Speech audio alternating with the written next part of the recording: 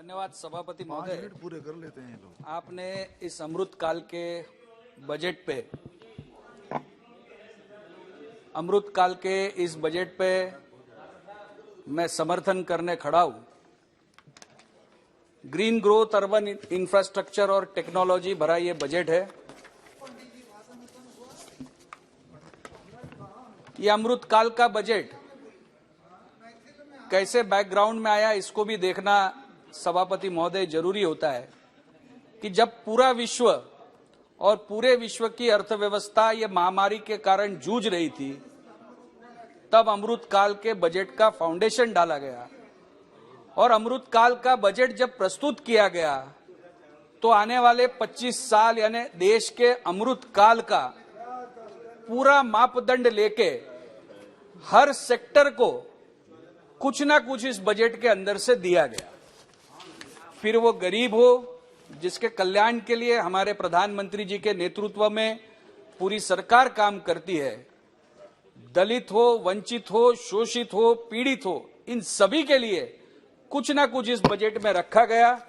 सर्वसमावेशक बजट होने के कारण एक तो पूरे विश्व में मजबूत अर्थव्यवस्था के रूप में हमारा देश उभर रहा है। माननीय प्रधानमंत्री जी के नेतृत्व में ब्रिटेन की अर्थव्यवस्था को भी पछाड़कर 5वें नंबर पे आने का काम भारत देश ने किया है। और इस अमृत काल में 2047 तक पूरे अमृत काल के अंदर अर्थव्यवस्था की एक अलग प्रगति की छाप इस बजट ने छोड़ी है। जिनको इस बजट से तकलीफ है, जो इस बजट पे केवल रोने का काम करते हैं, वो ये जानते हैं कि 2047 तक उन्होंने यही काम को करना है और वहीं पे उन्होंने बैठना है। इस तरफ आने का वो सपना नहीं देख पाते, क्योंकि सपने वही देखते हैं जिसको पूरा करने का उसके अंदर सामर्थ्य होता है, वही इंसान सपने देख सकता है। और माननीय प्रधानमंत्री जी ने 2014 से लगाकर सतत और हमेशा पूरे देश को, सभी सेक्टर को कुछ ना कुछ देने का काम किया है। 2023-24 का इस बजट की सबसे खास बात है कि इसमें कैपिटल एक्सपेंडिचर जो है वो 10 लाख करोड़ का प्रावधान किया गया है, जो 2022-23 में 7.5 लाख करोड़ था। और पिछले 3 साल से हर साल 33% का इंक्रीज इसके अंदर किया गया है। देश की प्रगति का सबसे बड़ा मार्ग जो है वो इंफ्रास्ट्रक्चर डेवलपमेंट होता है और इस बजट के अंदर उसका प्रावधान किया गया है। रेलवे को 2,40,000 करोड़ का प्रावधान इसके अंदर किया गया, जो 13-14 में केवल 26,000 करोड़ था। 9 गुना बढ़ाकर रेलवे का इस समय जो प्रावधान किया गया है। इस बजट के अंदर अर्बन इंफ्रास्ट्रक्चर डेवलपमेंट फंड के नाम पे 10,000 करोड़ रुपए का प्रावधान किया गया है, जो टीयर 2 और टीयर 3 के सिटी जो होते हैं उसके डेवलपमेंट में भी ये पैसे का इस्तेमाल होगा। इसके साथ साथ ह्यूमैनिटी फर्स्ट, मानवता के नाम पे जो सीवर लाइन है, जिसके अंदर पिछले 5 साल का अगर रिकॉर्ड देखे तो 347 लोगों की मृत्यु केवल सीवर क्लीनिंग के नाम पे मैन होल के अंदर उतर के जो जहरीली गैस पैदा होती है उसके कारण हुई है। प्रधानमंत्री जी ने और वित्त मंत्री जी ने इस साल के बजट में नमस्ते योजना लाई है, जिसके कारण मैकेनाइज क्लीनिंग के द्वारा सभी शहरों के अंदर सीवर लाइन को मैकेनाइज क्लीनिंग से युक्त किया जाएगा और मशीनरी से ये सफाई होगी, जो मानवता के दृष्टि से इन वर्ग के लोगों को राहत दिलाने वाली है, जिसके कारण में ये मैकेनाइज क्लीनिंग के कारण जान भी बचेगी और स्वच्छता भी बढ़ेगी। आज हम देखेंगे कि शहर है वो शहरों का क्या हाल है। हम देखेंगे तो 2014 के बाद में जब स्वच्छ भारत अभियान और स्मार्ट सिटी को बजट के अंदर इंक्लूड किया गया, उसके बाद में शहरों में आपसी कंपटीशन हुई। तंदुरुस्ती के कारण, स्वच्छता के कारण शहरों का आंक बढ़ा है और स्वच्छता हमको देखने मिली है। तो स्वच्छ भारत अभियान के अंदर 2 टीयर सिटी, 3 टीयर सिटी भी अच्छे मापदंड के कारण अपना परफॉर्मेंस सुधार पाए हैं और सरकार भी उसके अंदर पूरी मदद कर रही है। गार्बेज सेग्रीगेशन से लगा के सभी चीजों में सरकार ने पूरी तरह से शहरी क्षेत्रों के ऊपर ध्यान देने का काम किया है। रेलवे के अंदर जो प्रावधान किया गया, इसमें महाराष्ट्र को 13,539 करोड़ का प्रावधान इस साल में मिला है।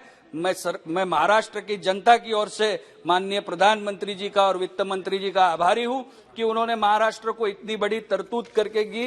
जो 2009 और 2014 में 5 साल यूपीए की जब सरकार चली तो औसतन 1100 करोड़ रुपया हर साल वो महाराष्ट्र को देते थे।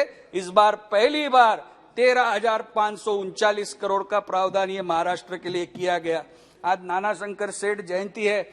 नाना शंकर सेठ वो व्यक्ति थे जिन्होंने रेलवे इंफ्रास्ट्रक्चर के लिए मुंबई शहर, ये मुंबई रेलवे की जननी, जो सबसे पहली रेलवे आई वो मुंबई में आई और नाना शंकर सेठ ने मुंबई में रेलवे के इंफ्रास्ट्रक्चर के लिए काम किया।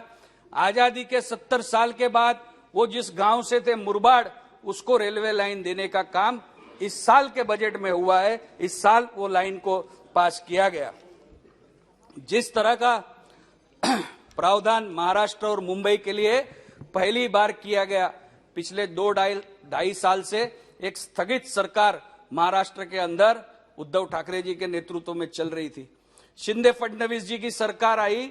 डबल इंजन सरकार की ग्रोथ क्या होती है मैं आपको बताता हूं अध्यक्ष महोदय, कि डबल इंजन सरकार की ग्रोथ के कारण आज मैं आभारी हूं माननीय प्रधानमंत्री जी का कि मुंबई जैसे अंतर्राष्ट्रीय कक्षा के शहर को 2 वंदे भारत ट्रेन एक साथ में आज वो इनोग्रेट करने प्रधानमंत्री जी अभी वहां गए हैं मुंबई, और 2 वंदे भारत की ट्रेन दी जाएगी।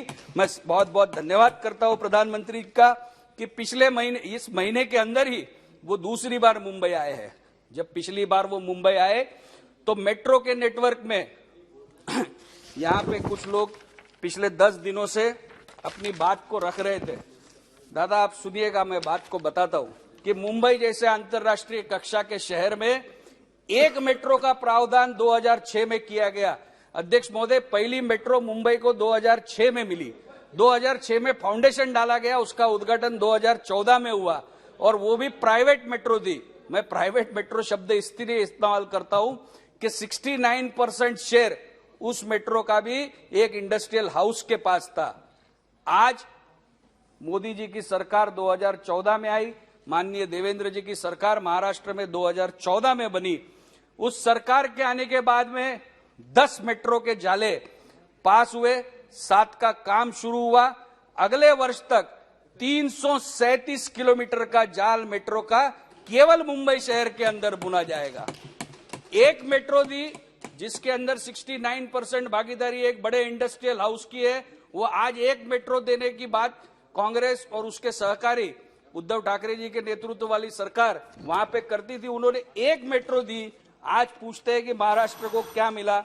अध्यक्ष महोदय, मैं 2 मिनट में कंक्लूड करूंगा। 337 किलोमीटर मेट्रो का जाल ये वहां पे बुना गया और वो 337 किलोमीटर की मेट्रो ये मुंबई शहर के लिए देने का काम मोदी सरकार ने और फडणवीस सरकार ने किया। इन्होंने बुलेट ट्रेन को भी रोकने का काम किया। जो 508 किलोमीटर की बुलेट ट्रेन का प्रावधान मोदी जी की सरकार ने किया, उसके स्टेशन के लिए भी जगह पिछले 2 साल में आवंटित नहीं की। मेट्रो का कार शेड हो, स्टेशन हो, अलग अलग प्रक्रिया हो, इन सभी को रोकने का काम पिछले 2.5 साल की शिवसेना की सरकार ने वहां पे किया।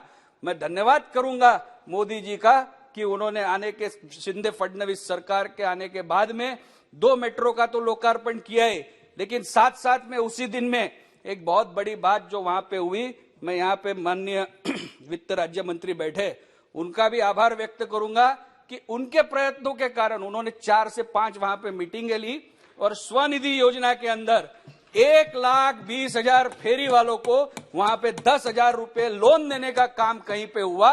तो वो मोदी जी की सरकार आने, और ये इसकी कहानी है अध्यक्ष महोदय, ये 1,20,000 फेरी वालों की मुंबई शहर की लिस्ट को वहां के उस समय के तत्कालीन मुख्यमंत्री ने उस लिस्ट को भी रोकने का काम किया, उसको भी स्थगिति देने का काम किया था।